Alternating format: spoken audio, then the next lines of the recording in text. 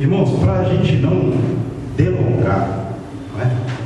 De aproveitar o tempo, vamos para 2 Reis, capítulo 5, 2 Reis, livro de 2 Reis, capítulo 5, texto que você conhece muito, né? Naamã.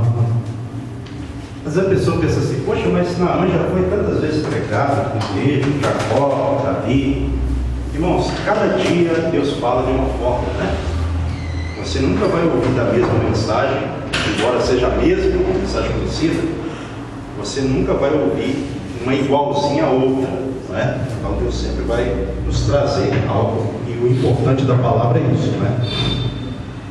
Enquanto você está procurando, achando, eu já vou orando para a gente ganhar tempo. Senhor, nosso Deus e Pai, agora é o momento que nós ouvimos a Tua palavra.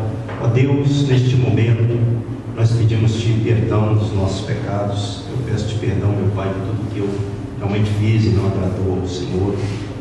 Que o Senhor possa estar me perdoando em nome de Jesus. E que nada venha a ser, meu Pai, impedimento, né? Barreira para que o Senhor venha usar-me conforme a Tua vontade, divino Espírito Santo, com base na palavra, para que a igreja continue sendo abençoada nesta noite com a palavra oficial, em nome de Jesus, amém, graças a Deus. Quem já achou, se você puder ficar de pé, vamos ler aqui um trechinho, depois você pode se acertar, capítulo 5, versículo 1 em diante. 2 Reis. Naamã, comandante do exército do rei da Síria, era grande homem diante do seu senhor, e de muito conceito, porque por ele o Senhor dera vitória à Síria. Era ele herói da guerra, porém leproso. Saíram tropas da Síria e da terra de Israel, levaram cativa uma menina que ficou ao serviço da mulher de Naamã. Disse ela à sua senhora: tomaram meu senhor estivesse diante do profeta que está em Samaria, ele o restauraria da sua lepra. Então foi Naamã e disse ao seu senhor: assim e assim falou a jovem que é da terra de Israel.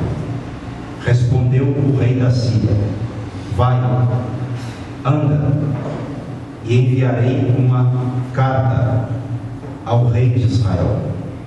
Ele partiu e levou consigo 10 talentos de prata, 6.000 ciclos de ouro e 10 vestes festivais.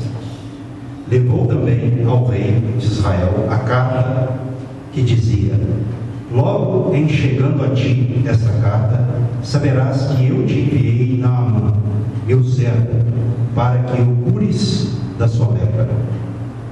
Tendo lido o rei de Israel a carta, rasgou as suas vestes e disse: acaso sou Deus com poder de tirar a vida ou dá-la, para que este me envie a mim, um homem, para eu curá-lo de sua lepra?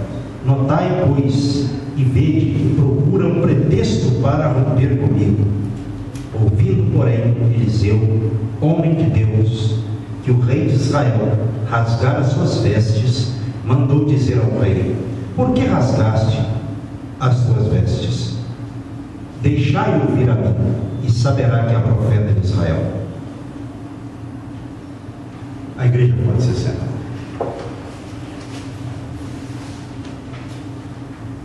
Então, meus irmãos, aqui a gente observa que é uma história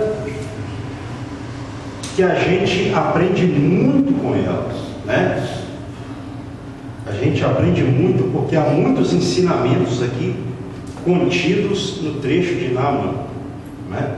O interessante, que a gente já começa aqui lendo o capítulo 5, versículo 1 de 2 Reis, que fala que por meio de Naamã, o Senhor Deus, Ele deu vitória à Síria, não é? Aí a gente fica pensando, poxa, né? Mas Deus usava um pagão? Com qual propósito será? Porque na verdade, meus irmãos, Deus, Ele está no curso de toda a história.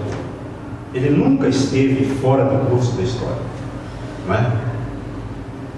E por algum motivo, e a gente sabe que está nesse motivo, de certa forma, ou estava, de certa forma, o propósito que Deus tinha na vida de Naamã de curá-la. Esse era um dos propósitos de Deus para com Naamã. A gente observa de certa forma isso, não é? A Bíblia diz que ele era, Naamã, herói da guerra, porém leproso. A pessoa, ela pode ser quem for, pode ter uma posição como a de Naamã, como diz aqui, ele era comandante do exército do rei da Síria. Ele era um homem de muito respeito, e de muito conceito. Com certeza, o rei da Síria, ele tinha muita admiração por Naamã, porque Naamã era um comandante, um homem de confiança dele. Isso é natural, Porém, a Bíblia fala que esse homem estava leproso. Com certeza, ele estava triste, abatido, porque toda a glória que ele tinha não estava servindo para curá-lo. Não tinha nada e ninguém que podia curá-lo. Não é verdade? Então, o mistério de Deus que a gente aprende muito com esse trecho, é onde fala aqui no verso 2. Como é que está na Bíblia do irmão aí, versículo 2 de 2 Reis, capítulo 5? Está mais claro do que na minha, então por isso que eu estou pedindo ao irmão para ler.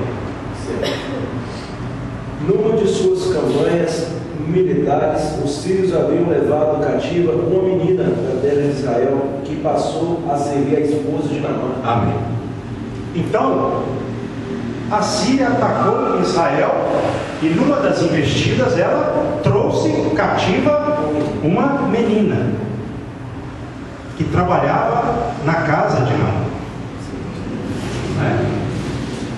O milagre começou aonde? Com a menina. Não é? Com a menina. E a menina, ela não se ateve. Olha a importância, meus irmãos, da pessoa deixar as aparências de lado e olhar a real situação para apresentar a verdadeira solução que é Deus. Foi o que essa menina fez. É uma lição para todo cristão, porque na maioria das vezes o cristão ele fica infelizmente, silêncio. Não vou falar nada não, porque ninguém vai dar ideia para mim não. Eu sou um trabalhador aqui raso, estou dando um exemplo, certo? Não vou falar não. Se ela pensasse assim, a ver se não tinha chegado a ter. Não é? Mas ela foi uma menina de fé.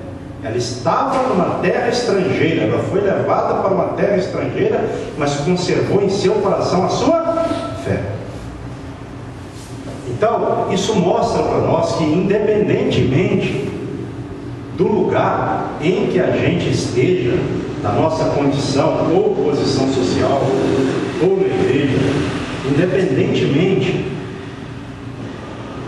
a gente tem que conservar a nossa fé. A nossa fé. Dentro de uma situação improvável, Deus começa a usar uma menina que foi ali também, além de uma serva da mulher de Naamã, uma pequena missionária. A construção da obra de Deus. Às vezes o milagre começa com alguém que ninguém dá nada por aquele alguém. Todo mundo despreza, porque o homem, ele olha para a aparência. Sim.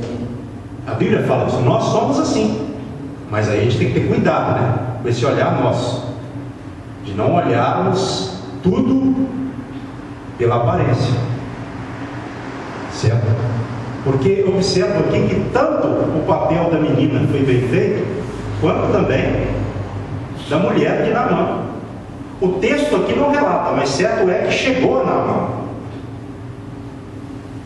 Porque olha só o que diz,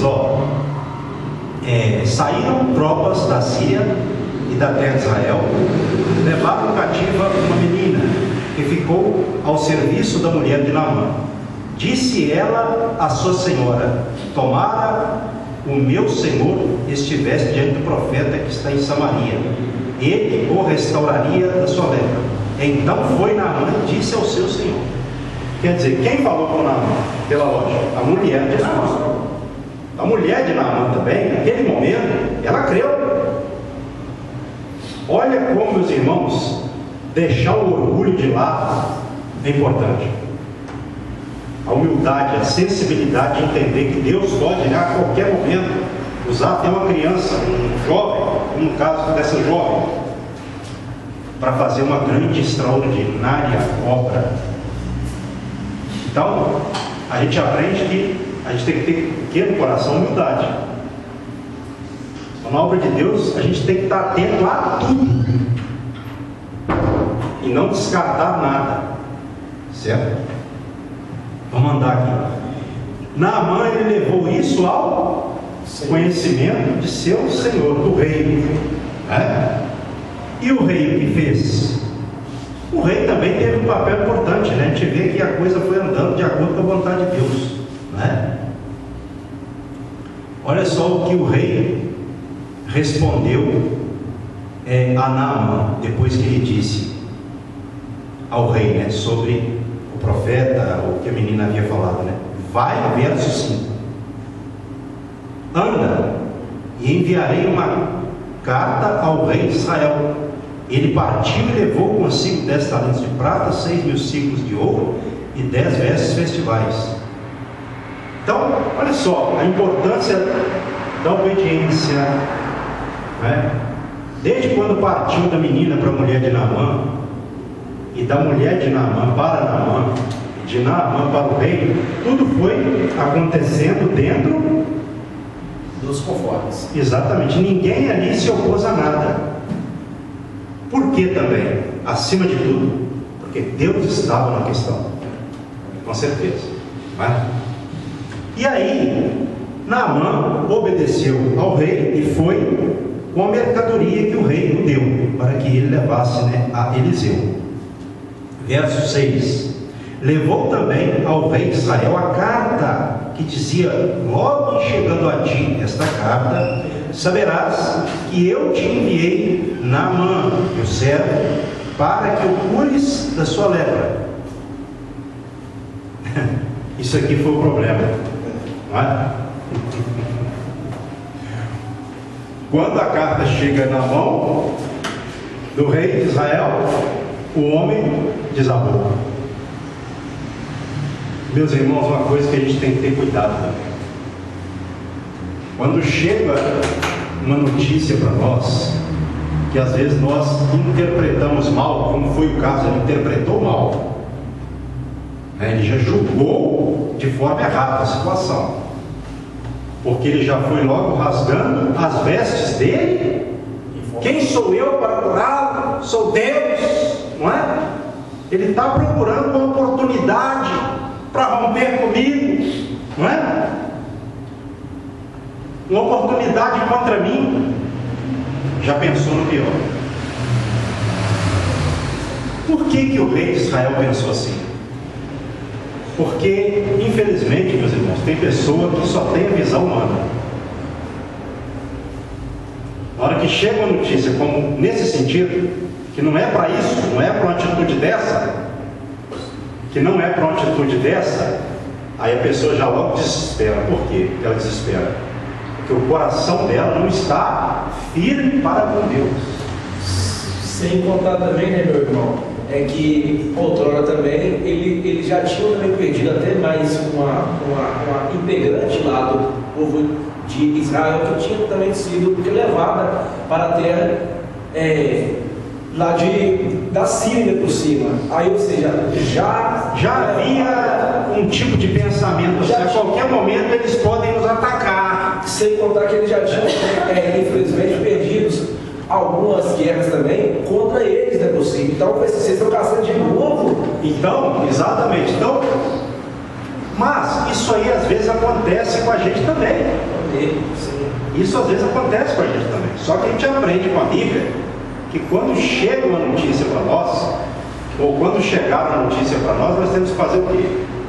Primeiro, pensarmos, analisarmos, procurarmos saber primeiro. Não pré-julgarmos algo antes de saber o porquê. Apresentar para Deus aqui. Exatamente. Apresentar para Ele. Aí o profeta Eliseu viu aquela atitude dele, com certeza, né? Desaprovou e disse a ele, como está no versículo 8: ouvindo, porém, Eliseu, homem de Deus, que o rei de Israel rasgara as suas vestes, mandou dizer ao rei: por que rasgaste as tuas vestes? Deixai ouvir a mim, e saberá que há profeta em Israel. Então Eliseu, vendo aquilo, ou seja, ele ouviu, né, a notícia do que o rei fez, né, como está aqui no versículo de número 8, e aí ele deu essa mensagem, mandou essa mensagem para o rei: por que você rasgou as suas vestes? Manda ele para mim e ele vai saber que é profeta em Israel. Olha só, hein? Visões opostas. De um rei, inclusive. Exatamente. Né? Mas isso também, irmãos, não é para detonar o rei de Israel, não, sabe? Porque às vezes a gente faz isso também, né? Em algumas situações, diante de alguns problemas. Mas é para a gente aprender com isso. Não é para apoiar isso, mas aprender com isso. Porque a Bíblia é um livro que nos dá muitos ensinamentos. Muitos ensinamentos. E esse ensinamento aqui, dos muitos que há nesse trecho, ele é importantíssimo. Porque há aquele que de repente já desespera. E há aquele que vê na situação uma oportunidade para Deus se revelar, operar e ser glorificado. Então o que é desespero para um, para o outro é uma oportunidade para que o nome de Deus seja glorificado. É o que a gente tem que perceber, não é? A gente tem que aprender, porque o nosso Deus, a gente aprende o quê? Ele é o Deus do impossível. Então é na hora que não há nada mais, não há como fazer nada mais, é que Deus vai entrar em cena. A gente não aprende isso? Deus vai fazer milagre sem necessidade? A Bíblia diz isso? Pense rápido aí agora, os milagres que Deus fez, todos eles necessários, quando já não tinha mais o que fazer para o homem. Só que a nossa tendência, eu tenho que confessar isso, é desesperar às vezes na nossa humanidade, né? A gente já convive com muito problema, né? Dificuldade. Aí quando vem uma coisa que, né, realmente é maior do que as nossas forças, a tendência nossa é dar uma desesperada. Eu não vou aqui detonar o rei de Israel, não. Não é uma palavra de apoio, mas de consciência, porque às vezes a gente faz isso também. Mas sempre vai ter um tipo de Eliseu na área, né? Deus é bom. Oh, aleluia. Vocês já perceberam isso? Que numa situação de desespero, às vezes o homem desespera, a mulher não, né? Às vezes a mulher faz o papel de Eliseu e o homem do rei de Israel, vice-versa, ou no trabalho, né? Deus usa. Calma. Isso não é para você morrer. Isso não é para te matar. Isso é para te livrar e para Deus ser exaltado. Calma. Não é? Vamos andar então. Verso 9: veio, pois, Naamã com seus cavalos e os seus carros e parou à porta da casa de Eliseu. Então Eliseu lhe mandou um mensageiro dizendo: vai, lava-te 7 vezes no Jordão e a tua carne será restaurada e ficarás limpo. Naamã, porém, muito se indignou, né? Ficou irritado e se foi, dizendo: Pensava eu que ele sairia a ter comigo, por-se-ia de pé, invocaria o nome do Senhor seu Deus, moveria a mão sobre o lugar da lepra e restauraria o leproso. Não são, porventura, Abana e Farpar, rios de Damasco, melhores do que todas as águas de Israel? Não poderia eu lavar-me neles e ficar limpo? E voltou-se e foi com indignação. Ele ficou realmente muito irritado. Uma outra coisa que a gente aprende aqui: às vezes a gente está esperando ser honrado, né? Respeitado, e a coisa vem bem abaixo, né? Muitas coisas nós aprendemos aqui, né? Quando chegou a hora de Naamã, o que ele estava esperando não aconteceu. O profeta mandou o servo dele, nem recebeu ele. Só que a gente tem que entender, irmãos, que é lógico que Eliseu não brincou aqui. Naquele momento, Eliseu, pela direção de Deus, ele fez assim. Mas não era uma questão dele estar desconsiderando Naamã, como Naamã pensou. Olha só um outro pensamento complicado que a gente observa aqui na pessoa de Naamã. Poxa, com as minhas palavras, né? Eu estava pensando que ele ia sair, ia colocar a mão sobre, né, a lepra, para que eu fosse curado. Ele não fez isso. Me manda banhar nesse rio aí, que não era um rio assim aparentemente tão lindo como os rios da Síria, Abana e Farpar, né? Se fosse para fazer isso, eu faria na Síria. Os rios de lá são melhores do que esse, e ficaria lindo. Olha só, irmãos, a dedução, a interpretação errada e humana, né? Mais uma questão importantíssima, porque nós temos a tendência de fazer a mesma coisa que fez o rei de Israel, que fez Naamã, interpretarmos a coisa já carnalmente, levar a coisa para o âmbito aparente, físico. E o mundo espiritual de Deus, nesse sentido, não funciona assim. Muito pelo contrário, Deus prefere usar as coisas que não são para confundir, para aniquilar aquelas que são. A Bíblia fala isso. É da vontade de Deus, né? E quem vai falar alguma coisa com Deus? Deus prefere usar o pequeno, exatamente o improvável, para que Ele seja glorificado e as pessoas saibam que Ele é o Senhor. A gente vê isso na própria vinda de Jesus Cristo ao mundo, né? A questão da manjedoura e tal, a gente vê isso. Quem daria crédito para o Messias que foi colocado numa manjedoura, veio ao mundo daquela forma, hein? Um mundo de conceitos elevados, né? Esse aí, o Messias.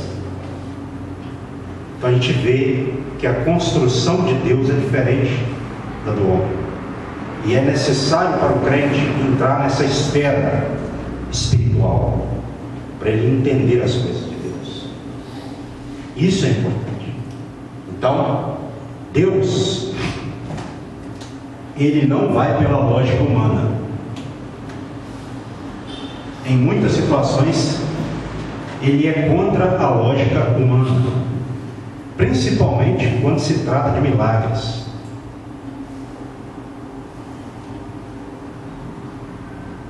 Eu posso dizer aqui também, por exemplo, não que eu esteja usando isso para, assim, querer promover a nossa igreja, não. Me veio a memória aqui agora, tá bom? Eu não tinha isso em mente, me veio aqui agora. Por exemplo, a igreja do pastor Vinícius é pouca gente, né? Faz favor, é complicado, né? Não é? Ou de qualquer outro pastor que seja num lugar difícil, né? Puxa, uma tapeira danada ali, não tem nada não, irmão, aquilo ali é casebre danado. Vou lá não, irmão. Estou dando um exemplo, né? Quando alguém é convidado, né? Eu pregar lá naquele lugar, estou fora. Vou não, irmão. Chegar lá, acho que eu perdi já até a mensagem, estou de cansaço. É longe demais da conta, tá doido. Às vezes é lá que Deus quer fazer o milagre. Então, Naamã, ele estava julgando segundo a concepção humana, né? Os conceitos humanos. Deus não é assim. Deus, quando Ele quer fazer um milagre, eu não estou falando que Ele não possa, com isso eu não estou falando que Deus não possa fazer um milagre, né? Assim, num lugar bonito, isso é lógico. Deus pode fazer em qualquer lugar, tá bom? Não estou aqui querendo especificar, mas nesse sentido aqui, Deus, Ele escolhe, às vezes, o que não é, para por meio dele, o milagre se manifestar. E aí o interessante, olha só, vamos continuar. Verso 13, maravilhoso. Então, se chegaram a ele os seus oficiais, os servos, né? E lhe disseram: meu pai, se te houvesse dito o profeta alguma coisa difícil, acaso não a farias? Quanto mais, já que apenas te disse: lava-te e ficarás limpo. Eita glória, hein? Lá Deus usou menina, agora Deus usa os servos de Naamã, pessoas assim, né, com um ofício mais baixo. Olha só, hein? Deus usando servos, Deus usando servos. E às vezes Deus usa uma pessoa para falar: calma, meu irmão, não afoba não, calma, você está. Aí tem aquela pessoa que vê diferente, né? A menina viu o quê? Na lepra de Naamã, uma possibilidade para Deus ser glorificado, porque havia profeta em Israel. Os servos dele viram a mesma coisa. Olha como é Deus. E uma coisa importantíssima, Naamã entendeu a mensagem. Ele entendeu que ele estava meio assim, meio arrogante, né? Naquele momento ali, naquela indignação dele, né? Aquela recepção que ele não esperava e tal. E aí Deus usa dois não, né? Deus usa os servos dele aqui para falar. Então, a gente tem que estar atento a tudo, porque às vezes, de onde você não espera, vai vir o seu milagre, aquilo que vai mudar a sua vida. O homem já estava lá, de certa forma, falando, se definhando, porque ele era herói de guerra, porém leproso. Tem coisa que a pessoa em seu poder não pode fazer nada, só Deus pode fazer. Só Deus. E aí Deus usa às vezes pessoas que são aí na sociedade, pessoas servas também, que trabalham no pesado, coisa do tipo, né? Para dar o endereço do milagre, ou para dizer que o endereço que o homem de Deus deu é o endereço correto. Porque o correto não é o lugar que eu acho que é. Aqui a gente aprende isso também. Na obra de Deus, a pessoa não pode marcar o lugar do milagre. Quem dá a direção do milagre é Deus. Eu não posso dar a direção do milagre, a menos que Deus me revele. A pessoa tem que entender isso. Se Deus marcou para mim, aqui na igreja, se Deus falou: aqui eu vou te abençoar, você tem que ficar aqui, é o seu lugar. Ou falar com alguém da igreja: olha, eu vou te entregar uma bênção dessa forma, você faz assim, assado, que eu vou entregar para você a sua bênção. A pessoa tem que ter sensibilidade espiritual e falar: Senhor, realmente, se eu fosse olhar pela minha visão física, eu não faria isso, mas como o Senhor falou, eu vou fazer, porque eu sei que quando o Senhor fala, o Senhor garante o milagre. Senhor, nós já pescamos a noite toda e não apanhamos nada, mas sob a tua palavra, Senhor, as redes serão lançadas. E quando as redes foram lançadas, eles pegaram muitos peixes, porque quando Deus fala e o servo obedece, o milagre acontece e a coisa vem à tona e as pessoas ficam olhando o tamanho do poder do nosso Deus, porque isso aqui impressionou muita gente, com certeza, muita gente. Será que há algum relato de uma outra pessoa que foi curada de lepra? Estou falando do Antigo Testamento, como Naamã, nesse sentido aqui, né? Então, foi algo grandioso, muito importante. Agora, a humildade. Por quê? Porque às vezes as coisas de Deus parecem loucura. É ou não é? Às vezes parece. O que Deus vai fazer parece loucura, ou as coisas de Deus parecem loucuras. Mas para nós que somos salvos é o poder de Deus. Amém? Versículo 14. Então desceu e mergulhou no Jordão 7 vezes, consoante a palavra do homem de Deus, e a sua carne se tornou como a carne de uma criança, e ficou limpa. Voltou ao homem de Deus, ele e toda a sua comitiva. Veio, verso 15, né? Pôs-se diante dele e disse: eis que agora reconheço que em toda a terra não há Deus, senão em Israel. Agora, pois, te peço, aceites um presente do teu servo. Porém ele disse, Eliseu, né? Tão certo como vive o Senhor, em cuja presença estou, não o aceitarei. Instou, quer dizer, insistiu com Eliseu ele ainda, né? Para que o aceitasse, mas ele recusou. Disse Naamã: se não queres, peço-te que ao teu servo seja dado levar uma carga de terra de 2 mulos, porque nunca mais oferecerá este teu servo holocausto nem sacrifício a outros deuses senão o Senhor. Então o que aconteceu aqui? Qual que foi o maior milagre? A cura da lepra ou a conversão de Naamã? A conversão dele. Então a gente observa aqui que o propósito de Deus, com certeza também, com a cura de alguém, com sinais se manifestando, é que as pessoas se convertam. Com certeza. É lógico que a pessoa não vai ser salva por receber um milagre, mas ela pode ser se ela se arrepender.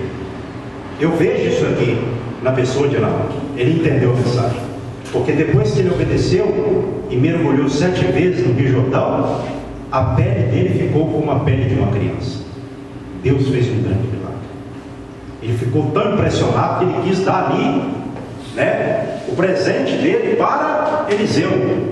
Mas o propósito da cura era para receber, ou para que Naamã, além de ter sido curado, como foi, né, também se convertesse. As duas coisas, nada mais. Interessante que a gente estava falando aqui sobre pagar por milagre, né? O caso aqui é claro, não era para receber nada. E a gente vê, irmãos, que Naamã se converteu. Mas tem um detalhe aqui, vamos trabalhar. Eu não li esse versículo ainda, verso 18, ó. Nisto, 18, perdoe o Senhor teu servo, quando meu Senhor entra na casa de Rimon para lhe adorar, e ele se encosta na minha mão, e eu também me tenha de encurvar na casa de Rimon. Quando assim me prostrar na casa de Rimon, nisto perdoe o Senhor o teu servo. Meu Deus, por que Eliseu disse para ele: vai em paz? Tem que interpretar essa questão aqui. Será que Eliseu então falou: não, você não está proibido de se curvar a Rimon, não? Sabe o que acontece, irmãos? Quando Eliseu viu que Naamã se converteu, pediu ali aquela quantidade de terra de Israel para fazer um local lá para adorar o único verdadeiro Deus, Eliseu viu que ele se converteu. Mas Eliseu também entendeu que ele tinha que voltar para a Síria, para o seu ofício, para o seu Senhor, até para que o nome de Deus fosse glorificado, né? Por meio daquele milagre. Então, como Eliseu entendeu isso, Eliseu, penso eu, que entendeu da seguinte forma: eu sei que ele vai se curvar diante de Rimon, fisicamente, mas nunca mais espiritualmente. Até porque ele confessou em seu livro. Porque depois que a pessoa tem um encontro com Deus, tem essa questão de voltar para a antiga religião. Como em algumas situações a gente vê: ah, pastor, o irmão voltou lá para... não é? Para a religião tal, para o segmento tal. Não existe isso, irmãos. A pessoa, quando tem um encontro com Deus, é Alá na mão. A pessoa converte, porque ela teve uma experiência real. Aquilo não é fruto de uma mensagem de alguém apenas, ou de algo que alguém falou, mas sim de algo que Deus fez em sua vida. Então, o crente tem que ter experiência com Deus, porque depois que você passa a ter experiências com Deus, quem vai tirar isso da sua vida?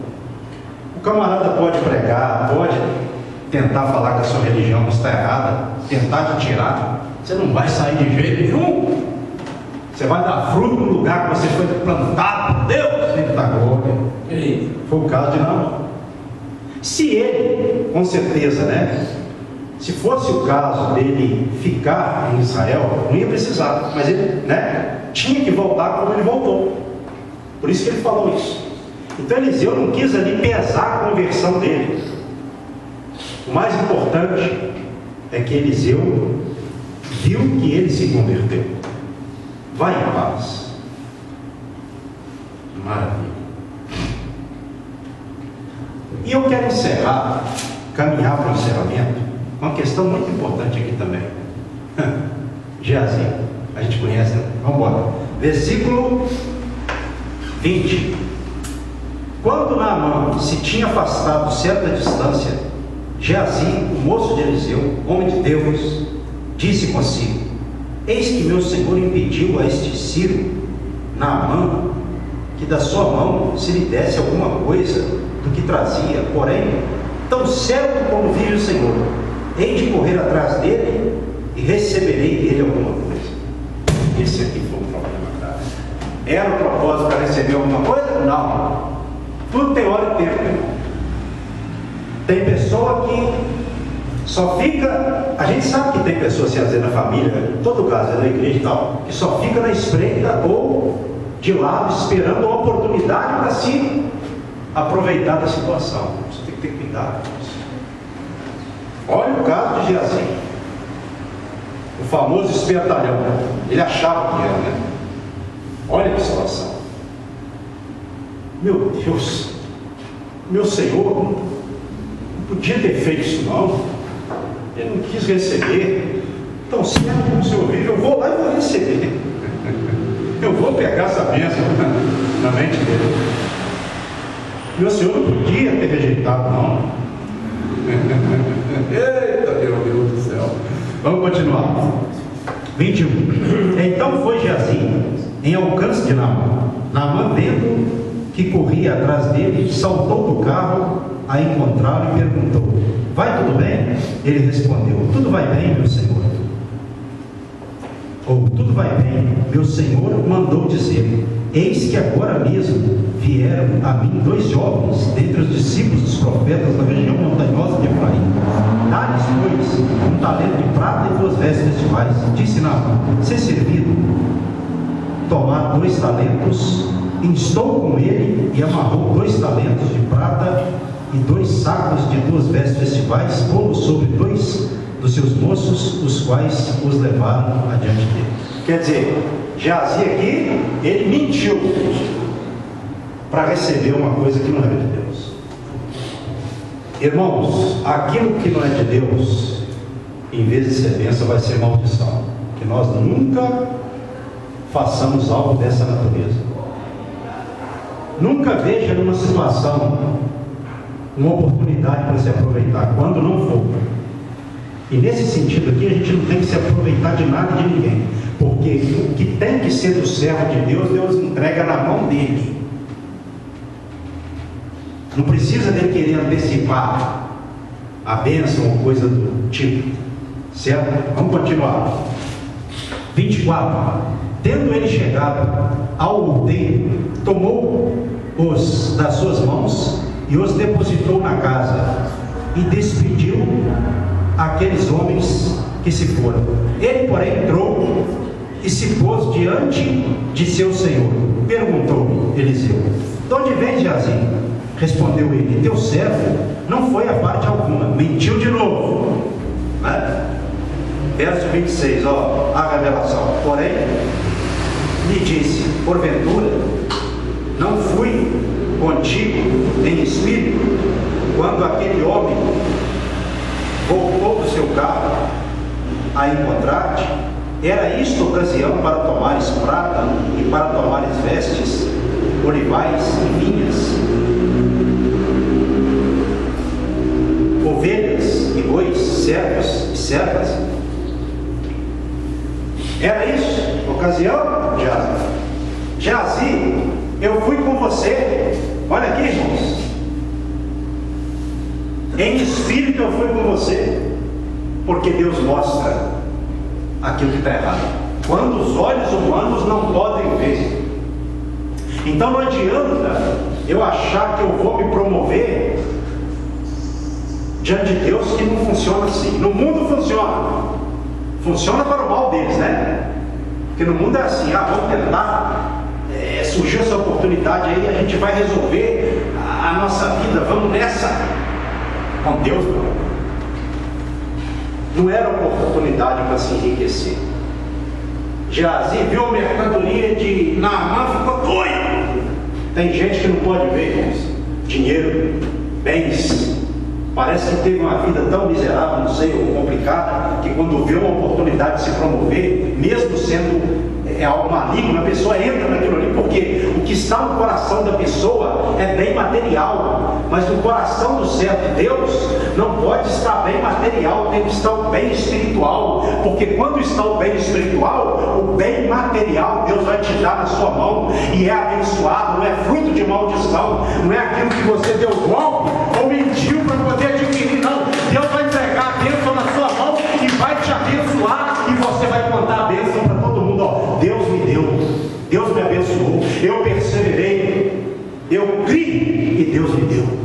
Pior de tudo, ele também estava com isso, tirando a glória de Deus, porque compramos a cura, né?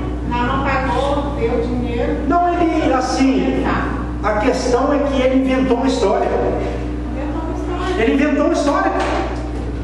Ele mentiu para Naamã e mentiu para Eliseu, mas não mentiu para Deus.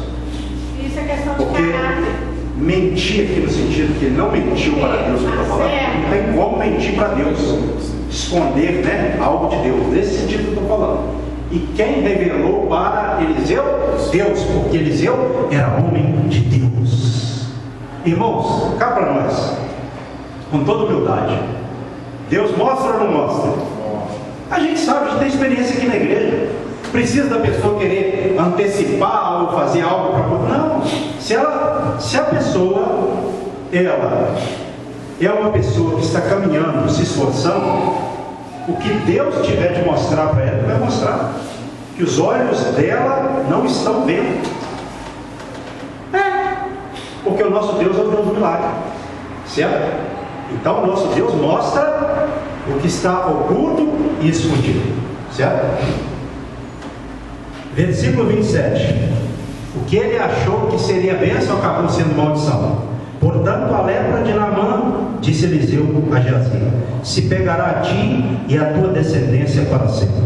Então saiu de diante dele leproso, branco como a neve. Meu Deus! Naamã foi curado da lepra.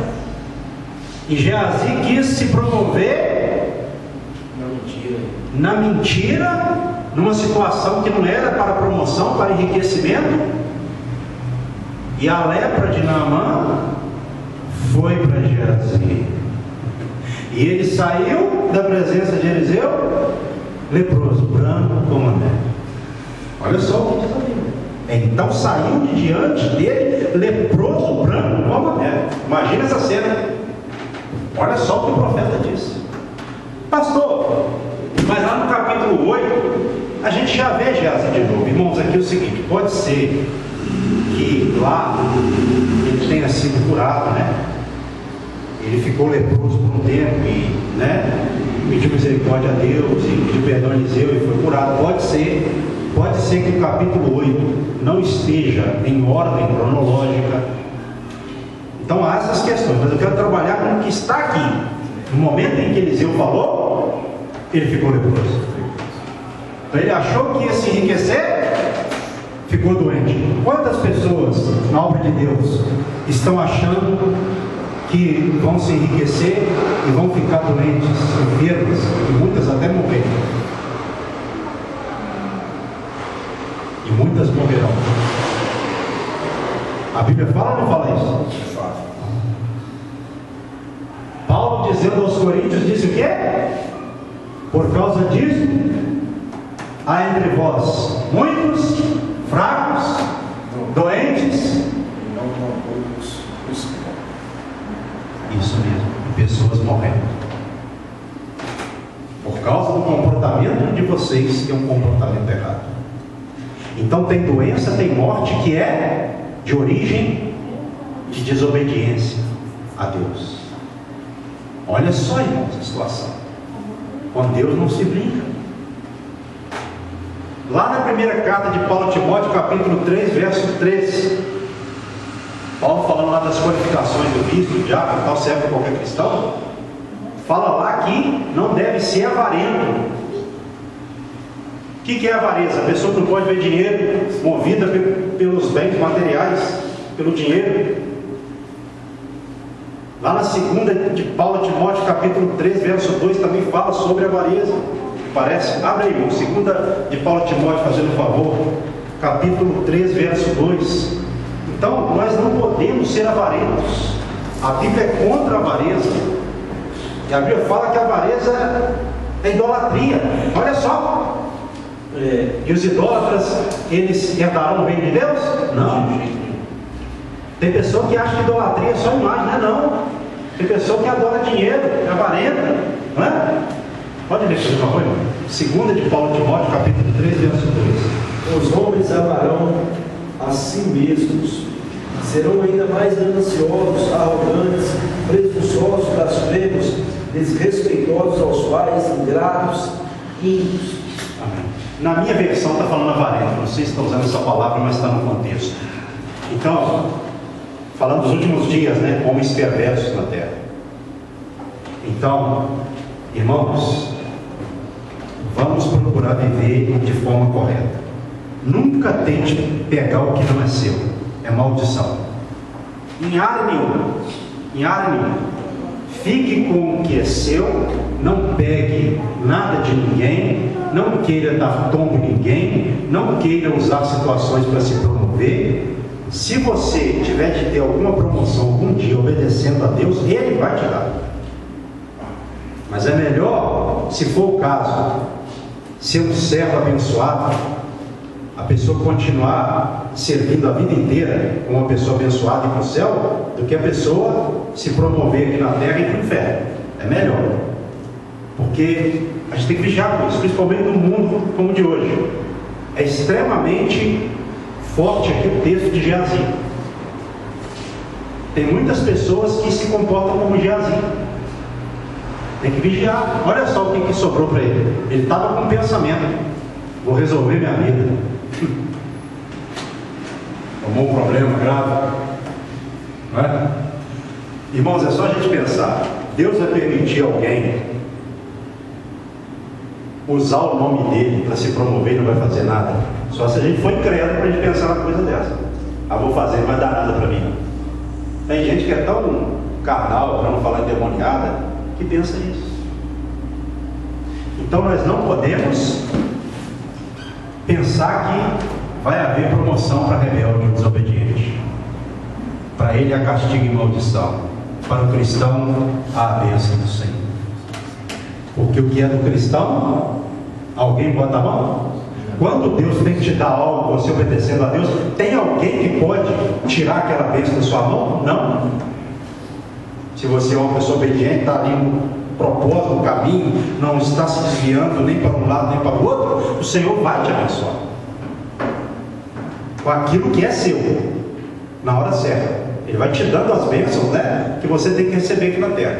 E coisa boa é você, de repente, estar na sua casa, aí você olha assim e começa a falar: poxa, que maravilha, né? Você deita e você se alegra porque você sabe que o que você tem é Deus que te deu. São coisas que vieram para você por meio de Deus. Agora, até aquele que deita a cabeça no travesseiro, na hora que ele começa a pegar no sono, é demônio, é Satanás, é o diabo. Por quê? Cabra acorda suado, bicho até bufando. Mulher, pega lá uma água para mim, pelo amor de Deus. Só aí que estava matando aqui em casa. Por quê? Está devendo, não se arrepende. Tem que vigiar, tá bom? Se coloque sobre os seus pés. Deu para entender a mensagem? Né? Sabe por quê? Isso acontece muito, tá? A gente trazendo essas questões para o dia a dia, acontece muito, infelizmente. Então a gente não tem que se comportar como o rei de Israel. A princípio, não condeno ele, mas naquele momento ali, não se comportar como ele. No momento primeiro de Naamã, não se comportar como ele, e nem se comportar como Geazi. A gente tem que se comportar como a menina de Israel na terra da Síria. A gente tem que se comportar como Eliseu, certo? E a gente tem que se comportar como os servos de Naamã. É dessa forma. É melhor ser um servo abençoado do que uma pessoa de alto posto amaldiçoada. É melhor o povo com Deus, se for o caso. Se for o caso, estou pregando miséria não, presta atenção. É melhor a pessoa ter a porção dela que Deus separa para ela, mas de Deus, do que um banquete promovido pelo diabo. E tem muita base bíblica isso, tá bom? Faça assim com as mãos em forma de receber. Pai, a todos os presentes e ausentes, que abençoe com o teu amor, com a graça do Filho, com a sua doce consolação divina e Espírito Santo. Dê a todos, ó Pai, um final de domingo consolado, animado, para que todos terminem a semana assim e comecem a semana prática amanhã, meu Pai, de forma consolada, animada pelo Divino Espírito Santo. Assim o oro e os abençoe, em nome de Jesus, amém. Que as palmas louvem a Deus, aleluia. Louvado seja o nome do Senhor. Vamos embora, Senhor, a paz do Senhor.